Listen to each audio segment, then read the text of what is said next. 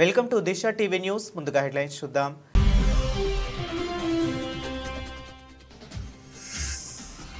Bharat China దోస్తీపై Putin కీలక వ్యాఖ్యలు. అమెరికాకు గట్టి సంకేతాలు. కూటమిలో రష్యా కూడా భాగస్వామి అన్న రష్యా అధ్యక్షుడు.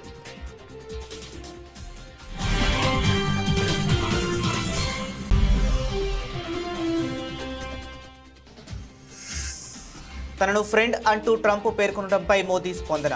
ట్రంప్ స్నేహభావానికి మేం కట్టుబడి ఉన్నామన్న ప్రధాని మోదీ.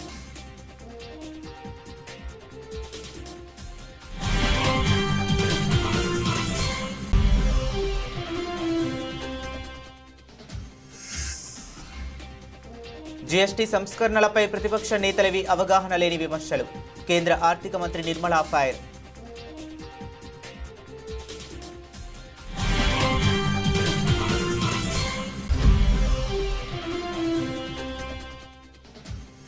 హిందువుల మనోభావాలు దెబ్బతీస్తున్న కాంగ్రెస్. ధర్మస్థలపై అసత్య ప్రచారం చేయించడంలో రాహుల్ గాంధీ హస్తం కూడా ఉందన్న గంగావతి ఎమ్మెల్యే గాలి జనార్దన్ రెడ్డి.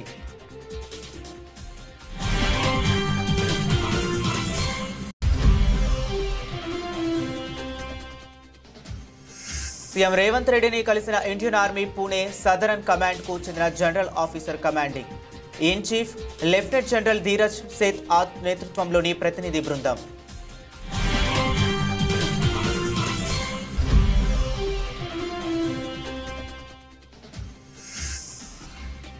ఎరువుల లభ్యతపై సీఎం చంద్రబాబు టెలికాన్ఫరెన్స్. అధికారులకు కీలక ఆదేశాలు.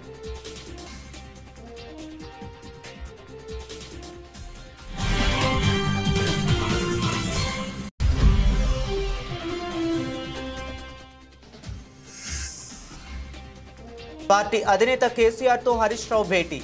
హాజరైన కేసీఆర్, పలువురు పార్టీ ప్రముఖులు.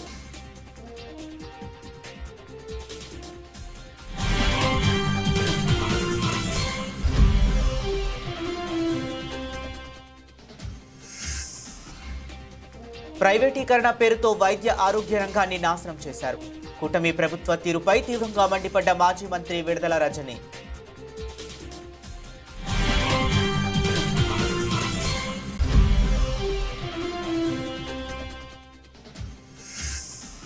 గంగమ్మ ఒడికి గణనాథుడు. కన్నుల పండుగగా జరిగిన శోభాయాత్ర. జనసంద్రంగా మారిన హుస్సేన్ సాగర్ తీరం.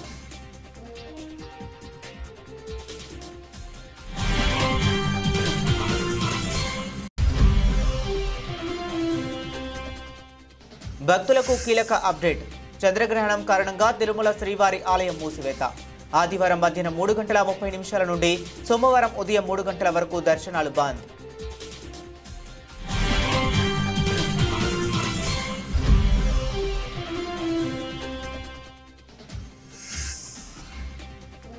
ఆపరేషన్ సింధూర్ 3 రోజుల్లో ముగియలేదు. ఆర్మీ చీఫ్ సంచలన వ్యాఖ్యలు.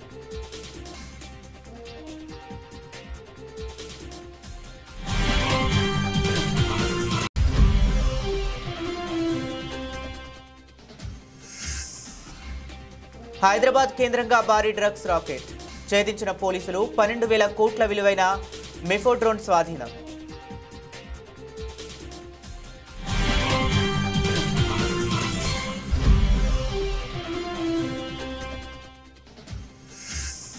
నెల రోజుల్లోనే 6,000కు పైగా పెరిగిన బంగారం ధర. 10,000కు పెరిగిన వెండి. చారిత్రాత్మక గరిష్ట స్థాయికి చేరిన పసిడి వెండి.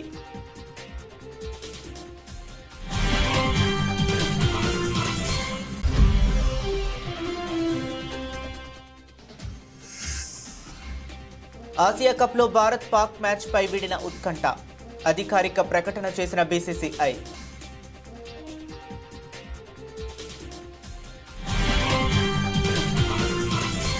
అంతర్జాతీయ రాజకీయ వేదికపై రష్యా అధ్యక్షుడు వ్లాదిమిర్ పుతిన్ తనదైన శైలిలో అమెరికాకు పరోక్షంగా గట్టి హెచ్చరికలు పంపారు. భారత్ చైనా మధ్య బలపడుతున్న స్నేహాన్ని ప్రస్తావిస్తూ ఈ కూటమిలో రష్యా కూడా భాగస్వామి అని స్పష్టం చేశారు. జంతువుల ప్రతీకలతో ఆయన చేసిన వ్యంగ్యాస్త్రాలు ఇప్పుడు ప్రపంచవ్యాప్తంగా చర్చాంశనీయమయ్యాయి. 2025 ఈస్టర్న్ ఎకనామిక్ ఫోరంలో ప్రసంగించిన పుతిన్ భారత్ చైనా సంబంధాలపై కీలక వ్యాఖ్యలు చేశారు. చైనాను డ్రాగన్తో, భారత్ను ఏనుగుతో పోలుస్తుంటారు. ఈ రెండూ కలిసి చేసే డ్రాగన్ ఏనుగు డాన్స్ ప్రపంచానికి మంచిదని చైనా అధ్యక్షుడు జిన్పింగ్ అన్నారు. అయితే మీడియా ఈ డ్యాన్స్కు రష్యా ప్రతీక అయిన ఎలుగుబంటిని కూడా జోడించింది అని పుతిన్ పేర్కొన్నారు. రష్యాకు ప్రతీకగా ఎలుగుబంటి ఉన్నప్పటికీ ఇది తూర్పు ప్రాంతం కాబట్టి ఇక్కడ అమూర్ పులి సైబీరియన్ టైగర్ అయితే మరింత బాగుండేదని ఆయన చమత్కరించారు. అనంతరం ఆయన అమెరికాను ఉద్దేశిస్తూ పరోక్షంగా చురకలు అంటించారు. అమెరికా జాతీయ చిహ్నమైన 2 తలల గద్ద గురించి ప్రస్తావిస్తూ అది ఎప్పుడూ తూర్పు పడమర వైపు చూస్తుంటుంది, కానీ ప్రపంచంలో దక్షిణం కూడా ఒకటి ఉందని దానికి గుర్తు చేయాలి అని అన్నారు. భారత్, చైనా వంటి వర్ధమాన దేశాలను గ్లోబల్ సౌత్గా వ్యవహరిస్తారు. ఈ దేశాల ప్రాధాన్యతను తక్కువగా అంచనా వేయొద్దని పుతిన్ ఈ వ్యాఖ్యల ద్వారా అమెరికాకు గట్టి సంకేతాలు పంపినట్లు అంతర్జాతీయ నిపుణులు విశ్లేషిస్తున్నారు. అమెరికా అధ్యక్షుడు డొనాల్డ్ ట్రంప్ చేసిన వ్యాఖ్యలపై భారత ప్రధాని నరేంద్ర మోదీ స్పందించారు. ట్రంప్ స్నేహపూర్వక భావనలను తాను పూర్తిగా గౌరవిస్తానని, వాటికి కట్టుబడి ఉంటానని మోదీ స్పష్టం చేశారు.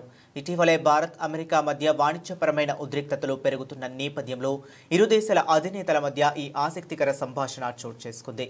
అధ్యక్షుడు ట్రంప్ మా సంబంధాలపై చేసిన సానుకూల వ్యాఖ్యలను, ఆయన స్నేహ భావనను నేను మనస్ఫూర్తిగా అభినందిస్తున్నాను. వాటికి మేం పూర్తిగా కట్టుబడి ఉన్నాం. భారత్, అమెరికా మధ్య ఎంతో సానుకూలమైన భవిష్యత్తు ప్రణాళికలతో కూడిన వ్యూహాత్మక భాగస్వామ్యం ఉంది అని ప్రధాని మోదీ పేర్కొన్నారు. అంతకుముందు డొనాల్డ్ ట్రంప్ మాట్లాడుతూ ప్రధాని మోదీ తనకు ఎప్పటికీ స్నేహితుడేనని, ఇరు దేశాల మధ్య చాలా ప్రత్యేకమైన బంధం ఉందని అన్నారు.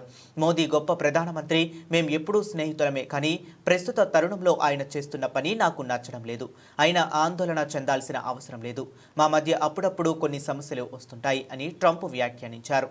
భారత్తో వాణిజ్య చర్చలు బాగానే సాగుతున్నాయని కూడా ఆయన తెలిపారు. ప్రతిపక్ష నేతలు జీఎస్టీపై ఏమాత్రం అవగాహన లేకుండా విమర్శలు చేస్తున్నారని కేంద్ర ఆర్థిక మంత్రి నిర్మలా సీతారామన్ మండిపడ్డారు. మన దేశంలో మెరుగైన ప్రతిపక్ష నేతల అవసరం ఉందని వ్యాఖ్యానించారు. చెట్ల నరికివేతకు వ్యతిరేకంగా ప్రజా ఉద్యమాలు వచ్చిన తరహాలో దేశంలో మెరుగైన ప్రతిపక్ష నేతల కోసం ఉద్యమం రావాల్సి ఉందని పేర్కొన్నారు. కాంగ్రెస్, ఇతర ప్రతిపక్షాలపై నిర్మలా విమర్శలు గుప్పించారు. జీఎస్టీ ప్రవేశపెట్టిన మొదట్లో 4 స్లాబులు పెట్టడం తప్పు అని, తాము చెప్పినట్టే ఇప్పుడు 2 స్లాబులకు తగ్గించారని కాంగ్రెస్ చెప్పడం తప్పు. జీఎస్టీ తేవటం, పన్ను స్లాబుల నిర్ధారణ బీజేపీ ఒక్కదాని నిర్ణయం కాదు. అప్పటి కాంగ్రెస్, ఇతర ప్రతిపక్షాలు పాలిస్తున్న రాష్ట్రాల ఆర్థిక మంత్రులతో కూడిన సాధికార కమిటీ నిర్ణయం తీసుకున్నది. అప్పటి పశ్చిమ బెంగాల్ ఆర్థిక మంత్రి అసీం దాస్ గుప్తా అధ్యక్షతన జరిగిన విస్తృత స్థాయి చర్చల్లోనే 4 స్లాబులను నిర్ణయించారు. ఇది ప్రతిపక్షాలకు తెలియదా, అవగాహన లేదా? ఒకవేళ మేము తప్పు చేసి ఉంటే క్షమాపణ చెప్పడానికి నేను సిద్ధం, కానీ ప్రతిపక్షాల ఆరోపణలన్నీ అవాస్తవం. విషయం ఏమిటనేది అర్థం కానప్పుడు ఏమీ మాట్లాడకుండా ఉంటే మంచిది అని మండిపడ్డారు. ప్రతిపక్ష నేతల వ్యాఖ్యలు ప్రజలను తప్పుదారి పట్టించేలా, దేశానికి హాని చేసేలా ఉన్నాయని, అది మంచిది కాదని పేర్కొన్నారు. జీఎస్టీ స్లాబుల తగ్గింపు, రేట్ల మార్పు, ప్రజా సంస్కరణలని, వాటి ప్రయోజనం ప్రతి కుటుంబానికి దక్కుతుందని నిర్మలా సీతారామన్ చెప్పారు. ఈ ప్రయోజనాలు ప్రజలకు అందేలా తాను వ్యక్తిగతంగా కూడా పర్యవేక్షిస్తానని తెలిపారు.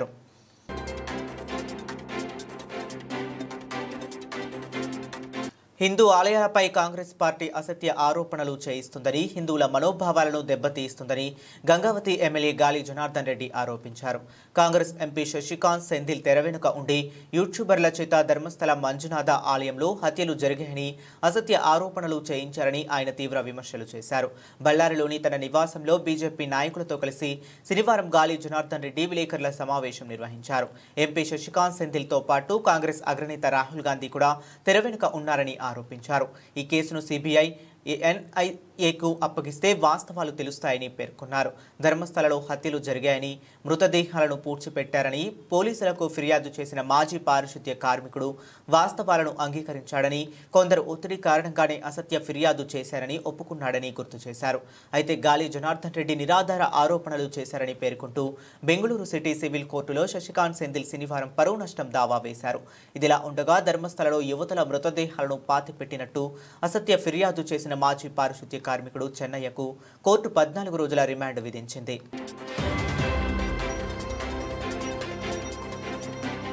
ముఖ్యమంత్రి రేవంత్ రెడ్డిని Indian army Pune southern command కు చెందిన general officer commanding in chief lieutenant general Dheeraj Seth గారి నేతృత్వంలో ప్రతినిధి బృందం మర్యాదపూర్వకంగా కలిసింది. దక్షిణ Bharat area GOC manager general RN Srinivas గారు, GOC Telangana Andhra Pradesh major general Ajay Mishra గారు ముఖ్యమంత్రిని కలిసి వారిలో ఉన్నారు. రాష్ట్రంలో రైతులు ఎరువుల కోసం ఎలాంటి ఇబ్బందులు పడకూడదని, వాటి సరఫరాను ఎప్పటికప్పుడు పర్యవేక్షించాలని ముఖ్యమంత్రి చంద్రబాబు అధికారులను ఆదేశించారు. ఎరువుల లభ్యత, సరఫరా అంశంపై ఆయన శనివారం జిల్లా కలెక్టర్లు, ఎస్పీలు, వ్యవసాయ శాఖ ఉన్నతాధికారులతో టెలికాన్ఫరెన్స్ నిర్వహించారు. ఈ సందర్భంగా రాష్ట్రంలో ఎరువుల నిల్వలపై సమీక్షించి క్షేత్రస్థాయిలో తీసుకోవాల్సిన చర్యలపై స్పష్టమైన ఆదేశాలు జారీ చేశారు. ప్రస్తుతం రాష్ట్ర వ్యాప్తంగా 77,396 మెట్రిక్ టన్నుల ఎరువులు అందుబాటులో ఉన్నాయని అధికారులు ముఖ్యమంత్రికి వివరించారు. దీనికి అదనంగా కాకినాడ పోర్టుకు చేరుకోనున్న నౌక ద్వారా మరో 15,000 మెట్రిక్ టన్నుల ఎరువులు అందుబాటులోకి రానున్నాయని తెలిపారు. రాబోయే 10 రోజుల్లో అదనంగా మరో 41,000 టన్నుల ఎరువులు నిల్వలు రాష్ట్రానికి రానున్నాయని వెల్లడించారు. దీంతో ఎరువుల కొరత అనే ప్రశ్నే ఉత్పన్నం కాదని ప్రభుత్వం స్పష్టం చేసింది. ఈ సందర్భంగా సీఎం చంద్రబాబు మాట్లాడుతూ ఎరువుల సరఫరా వ్యవస్థలో ఎలాంటి లోపాలు ఉండకూడదని నొక్కి చెప్పారు. గ్రామ, వార్డు సచివాలయాల సిబ్బంది నుండి జిల్లా కలెక్టర్ల వరకు ప్రతి ఒక్కరూ క్షేత్రస్థాయిలో పర్యటించి రైతులకు ఎరువులు సక్రమంగా అందుతున్నాయో లేదో పరిశీలించాలని ఆదేశించారు. ఎక్కడైనా సమస్యలు ఉంటే వెంటనే పరిష్కరించి రైతులకు అండగా నిలవాలని ఆయన సూచించారు. బీఆర్ఎస్ అధ్యక్షుడు మాజీ ముఖ్యమంత్రి కె చంద్రశేఖర్ రావుతో మాజీ మంత్రి హరీష్ రావు సమావేశమయ్యారు. ఎర్రవెల్లిలోని ఫామ్ హౌస్ కు వెళ్లిన హరీష్ రావు పార్టీ అధినేతను కలిశారు. అప్పటికే కేటీఆర్ సహా పలువురు పార్టీ ప్రముఖులు అక్కడ ఉన్నారు.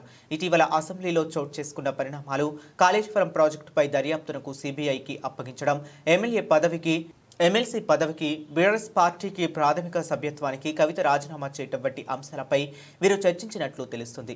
ఇటీవలే హరీష్ రావుపై కవిత సంచలన ఆరోపణలు చేసిన విషయం విదితమే అయినా తనపై కావాలని దుష్ప్రచారం చేస్తున్నారని బీఆర్ఎస్ ఎమ్మెల్యే హరీష్ రావు అన్నారు. తన రాజకీయ జీవితం తెలంగాణ ప్రజల ముందు తెరచిన పుస్తకం లాంటిదని ఆయన పేర్కొన్నారు. తెలంగాణ రాష్ట్ర సాధనలో తన నిబద్ధత అందరికీ తెలుసని వ్యాఖ్యానించారు.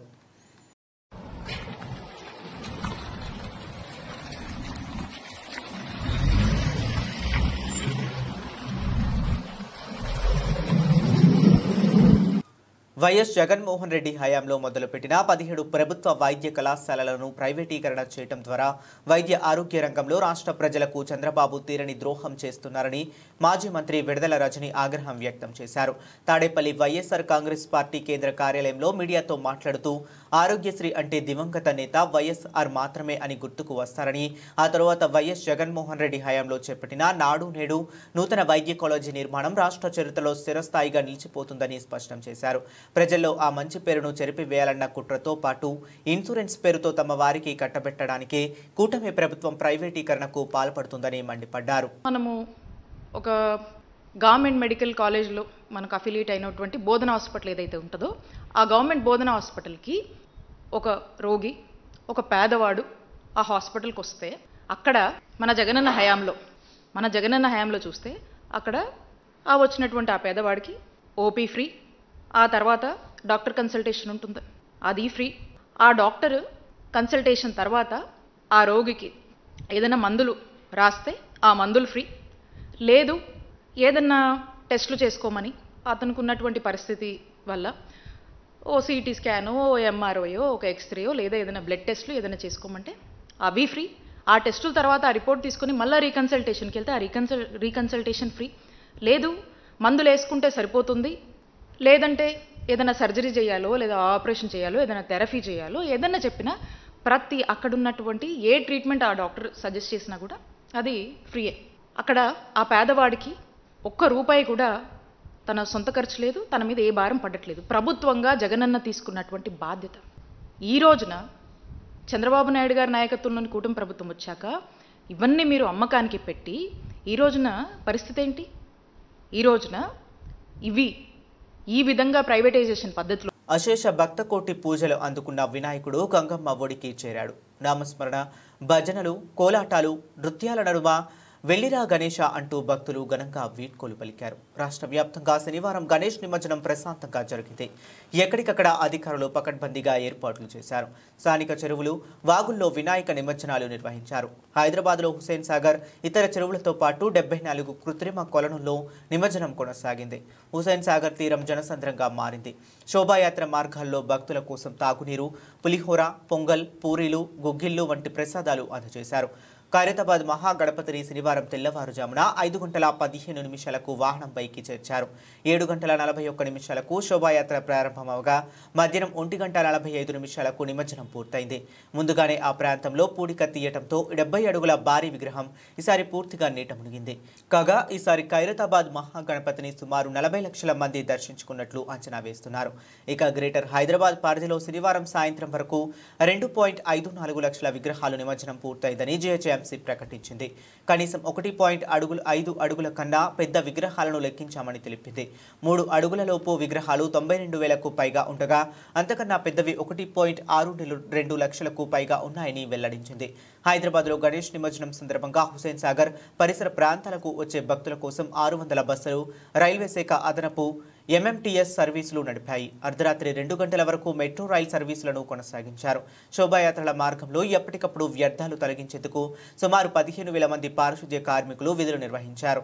సుమారు 30,000 మంది పోలీసులతో బందోబస్తు నిర్వహించారు. కాగా రాష్ట్ర వ్యాప్తంగా గణేష్ నిమజ్జనం ప్రశాంతంగా జరిగిందని డీజీపీ జితేందర్ తెలిపారు. రాష్ట్ర వ్యాప్తంగా వినాయక నిమజ్జనాన్ని డీజీపీ కార్యాలయంలో ఏర్పాటు చేసిన కంట్రోల్ రూమ్ నుంచి ఆయన పరిశీలించారు. గట్టి భద్రతా ఏర్పాట్లు చేశామని, డ్రోన్లతో పర్యవేక్షణ చేపట్టామని తెలిపారు. ఇక మంత్రి Ponnam Prabhakar, Hyderabad mayor Vijayalakshmi, DGP Jitender, police commissioner CV Anand ప్రత్యేక హెలికాప్టర్లో గణేష్ శోభాయాత్రలను నిమజ్జనాన్ని పరిశీలించారు. ప్రశాంతంగా నిమజ్జనం జరిపే ఏర్పాటు చేస్తా ఉన్నారు.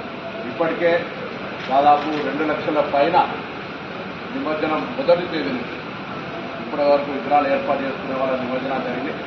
అన్ని కూడా గతంలో ఒక్కొక్కసారి 2-3 రోజులు పట్టేది ఉండేది. 2 గంటలు 45 గంటలు కంటిన్యూ ప్రాసెస్ ఇచ్చేవాళ్ళు.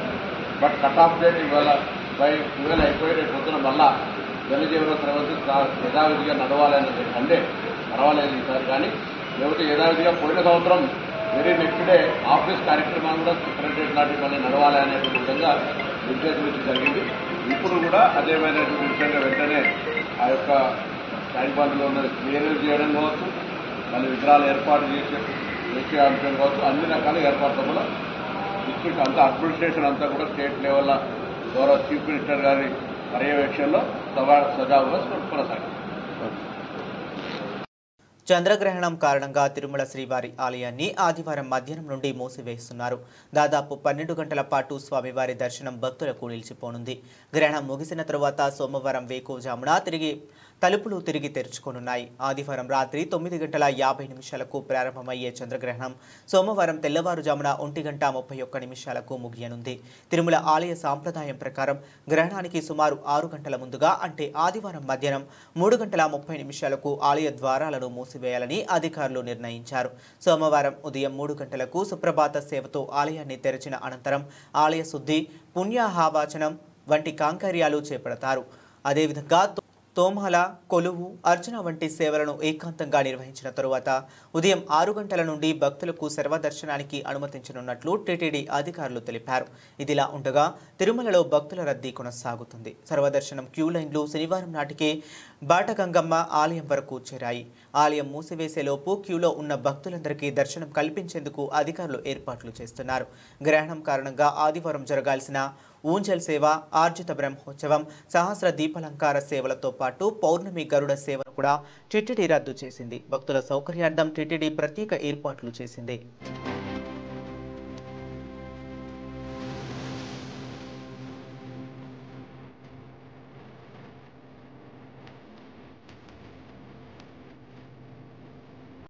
జమ్మూ కాశ్మీర్లోని పహల్గాం ఉగ్రదాడికి ప్రతీకారంగా భారత సైన్యం మే 7న చేపట్టిన ఆపరేషన్ సింధూర్ గురించి army chief general Upendra Dwivedi కీలక విషయాలు వెల్లడించారు. అందరూ భావిస్తున్నట్లుగా ఈ ఆపరేషన్ కేవలం 3 రోజులలో ముగియలేదని, చాలా కాలం పాటు కొనసాగిందని ఆయన స్పష్టం చేశారు. నిన్న న్యూఢిల్లీలో జరిగిన ఒక పుస్తకావిష్కరణ కార్యక్రమంలో ఆయన ఈ వ్యాఖ్యలు చేశారు. మే 10 నాటికి ఆపరేషన్ సింధూర్ ముగిసిందని మీరు అనుకోవచ్చు, కానీ అది నిజం కాదు. ఆ తర్వాత కూడా ఇది చాలా కాలం పాటు కొనసాగింది. ఎన్నో కీలక నిర్ణయాలు తీసుకోవాల్సి వచ్చింది. దీనికి మించి మరిన్ని వివరాలు ఇక్కడ పంచుకోవటం కష్టం అని జనరల్ ద్వివేది వివరించారు. Orchestration of the three forces. It also meanders through the so-called grey zone, which in IIT Madras I said they're playing chess, or a wide river with a dense fog, which entails decision dilemma at every stage. That is starting from 23rd April till 16th May. You may be thinking the 10th May the war finished. No, it continued for a long time because so many decisions were to be taken. And beyond that, of course, it will be difficult for me to share here. So when to start, when to stop, how much to apply in terms of time, space and resources, and how much or what is the definition of calibrated. All these things are something which we kept on discussing at every point of time. Why? Because this time there were no precedences. Though, of course, I can say that I spoke to many veterans on 22nd April and 23rd April. I was speaking to so many people, including those. Hyderabad శివార్లలోని Cherlapally పారిశ్రామిక ప్రాంతం కేంద్రంగా నడుస్తున్న అతిపెద్ద drugs రాకెట్ను Mumbai పోలీసులు ఛేదించారు. ఓ రసాయన factory ముసుగులో మాదక ద్రవ్యాలు తయారు చేస్తున్న ఈ ముఠా గుట్టును రట్టు చేసి సుమారు 12,000 కోట్ల విలువైన మెఫ్రెడిన్ డ్రగ్ను, ముడి రసాయనాలను స్వాధీనం చేసుకున్నారు. వివరాల్లోకి వెళితే మహారాష్ట్రకు చెందిన మీరా భయందర్ వసాయి విరార్ పోలీసులకు కొన్నాళ్లుగా ఓ డ్రగ్స్ ముఠాపై నిఘా పెట్టారు. ఈ క్రమంలో తమ గూఢాచారులను రంగంలోకి దించి వారాల పాటు రహస్య ఆపరేషన్ నిర్వహించారు. ముఠా మూలాలు హైదరాబాద్లోని చర్లపల్లిలో ఉన్నట్లు పక్కా సమాచారం అందుకున్న పోలీసులు స్థానిక ఫ్యాక్టరీపై మెరుపు దాడి చేశారు. వాగ్దేవి ల్యాబ్స్ అనే నకిలీ లైసెన్స్తో నడుపుతున్న ఈ ఫ్యాక్టరీలో అత్యాధునిక పరికరాలతో భారీ ఎత్తున డ్రగ్స్ తయారు చేస్తున్నట్లు గుర్తించారు. ఈ దాడిలో ఫ్యాక్టరీ యజమాని, రసాయన నిపుణుడైన శ్రీనివాస్తో పాటు అతని సహచరుడు తానాజీ పాటే, ఓ విదేశీయుడు సహా మొత్తం 12 మందిని పోలీసులు అరెస్ట్ చేశారు. నిందితుల నుండి ప్రాథమికంగా 100 గ్రాముల యాంటీ డ్రగ్స్ మరియు 25 లక్షల నగదును స్వాధీనం చేసుకున్నారు. ఫ్యాక్టరీలో జరిపిన సోడాలలో డ్రగ్స్ తయారీకి వినియోగించే సుమారు 32,000 లీటర్ల రసాయనాలతో పాటు భారీ ఉత్పత్తి యూనిట్లను సీజ్ చేశారు.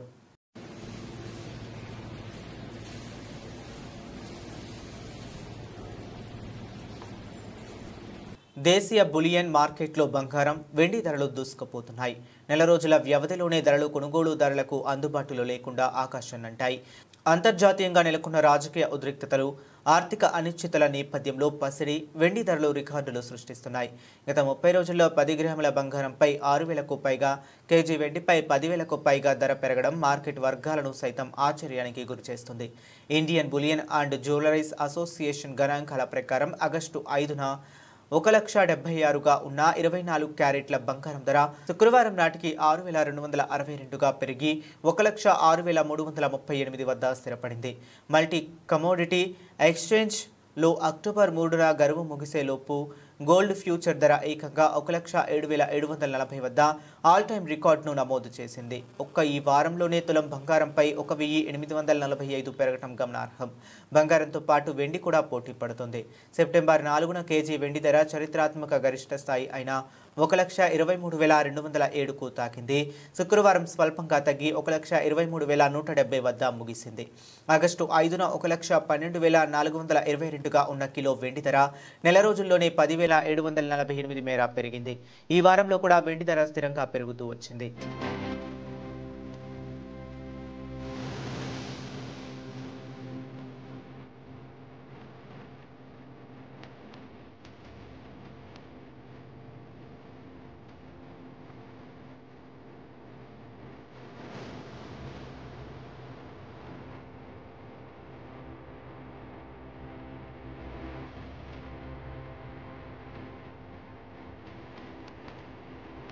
ఆసియా కప్లో చిరకాల ప్రత్యర్థి పాకిస్తాన్తో టీమిండియా తలపడుతుందా లేదా అనే ఉత్కంఠకు తెరపడింది.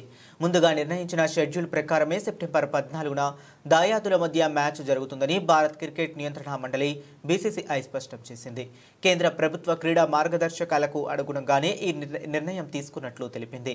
పహల్గామ్లో పాకిస్తాన్ ప్రేరేపిత ఉగ్రవాదులు జరిపిన దారుణ ఘటన తర్వాత పాకిస్తాన్తో క్రికెట్ సంబంధాలను పూర్తిగా తెంచుకోవాలని అభిమానులు, పలువురు మాజీ క్రికెటర్ల నుంచి తీవ్ర స్థాయిలో డిమాండ్లు వెల్లువెత్తాయి. ఈ నేపథ్యంలో యూఏఈ వేదికగా జరగనున్న ఆసియా కప్లో భారత్ పాక్ మ్యాచ్పై నీలి నీడలు కమ్ముకున్నాయి. ఈ సందిగ్ధత నడుమ ఆగస్టులో కేంద్ర ప్రభుత్వం క్రీడా విధానంపై నూతన మార్గదర్శకాలను జారీ చేసింది. దీని ప్రకారం శత్రు దేశాలతో ద్వైపాక్షిక సిరీస్లు ఆడరాదని, అయితే ఆసియా కప్, ప్రపంచ కప్ వంటి బహుళ దేశాల టోర్నమెంట్లలో మాత్రం పాల్గొనవచ్చని సూచించింది. ఆసియా కప్ మల్టీనేషనల్ ఈవెంట్ కావడంతో టీమిండియా ఆడేందుకు మార్గం సుగమైంది. మరియు ఈ విషయంపై తాజాగా బీసీసీఐ కార్యదర్శి దేవజిత్ సైకియా మాట్లాడుతూ ప్రభుత్వ నిబంధనలకు అనుసరించి బీసీసీఐ నడుచుకుంటుంది. ఆసియా కప్ కప్లో భాగంగా టీమిండియా పాకిస్తాన్తో మ్యాచ్ ఆడుతుంది అని అధికారికంగా ప్రకటించారు. దీంతో అన్ని అనుమానాలకు తెరపడినట్లయింది. యుఏఈ వేదికగా సెప్టెంబర్ 9 నుండి 28 వరకు ఆసియా కప్ 2025 జరగనుంది. భారత జట్టు తన తొలి మ్యాచ్ను సెప్టెంబర్ 10న యుఏఈతో ఆడనుంది. బులెటిన్ ముగించే ముందు మరొకసారి హెడ్లైన్స్ చూద్దాం.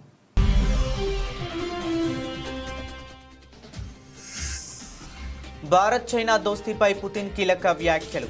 అమెరికాకు గట్టి సంకేతాలు. కూటమిలో రష్యా కూడా భాగస్వామి అన్న రష్యా అధ్యక్షుడు.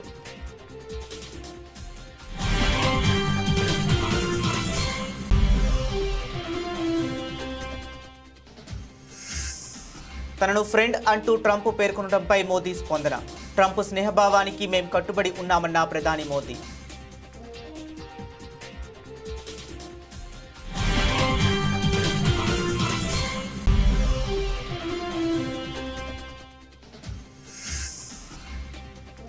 జీఎస్టీ సంస్కరణలపై ప్రతిపక్ష నేతలవి అవగాహన లేని విమర్శలు.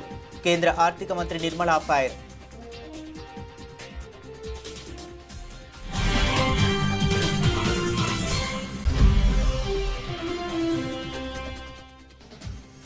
హిందువుల మనోభావాలు దెబ్బతీస్తున్న కాంగ్రెస్. ధర్మస్థలపై అసత్య ప్రచారం చేయించడంలో రాహుల్ గాంధీ హస్తం కూడా ఉందన్న గంగావతి ఎమ్మెల్యే గాలి జనార్దన్ రెడ్డి.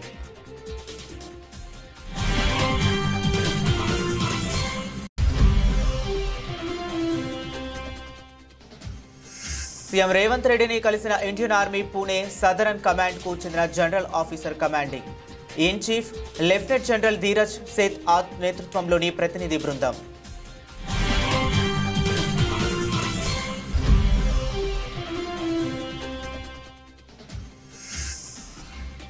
ఎరువుల లభ్యతపై సీఎం చంద్రబాబు టెలికాన్ఫరెన్స్. అధికారులకు కీలక ఆదేశాలు.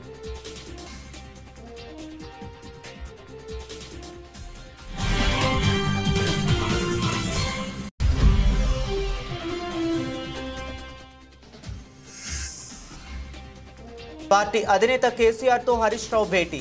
హాజరైన కేటీఆర్, పలువురు పార్టీ ప్రముఖులు.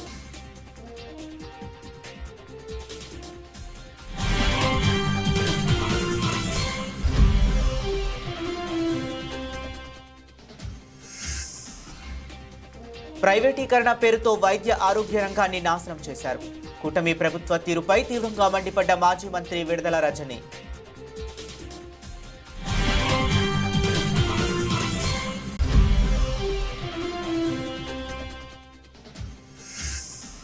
గంగమ్మ ఒడికి గణనాథుడు. కన్నుల పండుగగా జరిగిన శోభాయాత్ర. జనసంద్రంగా మారిన హుస్సేన్ సాగర్ తీరం.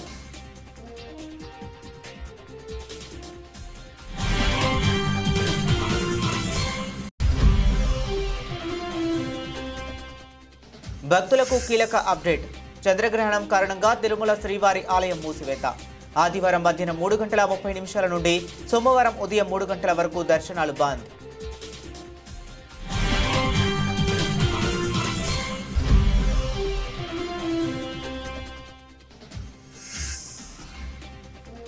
ఆపరేషన్ సింధూర్ 3 రోజుల్లో ముగియలేదు.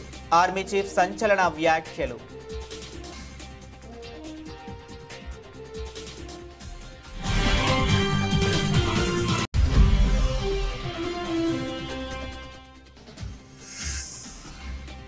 హైదరాబాద్ కేంద్రంగా భారీ డ్రగ్స్ రాకెట్. ఛేదించిన పోలీసులు 12,000 కోట్ల విలువైన మెఫోడ్రోన్ స్వాధీనం.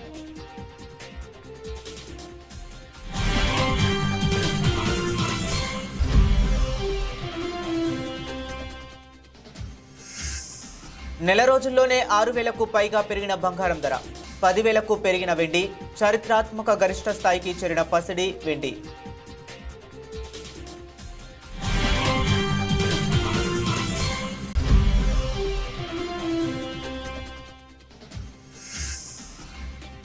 ఆసియా కప్లో భారత్ పాక్ మ్యాచ్ పై వీడిన ఉత్కంఠ. అధికారిక ప్రకటన చేసిన బీసీసీఐ.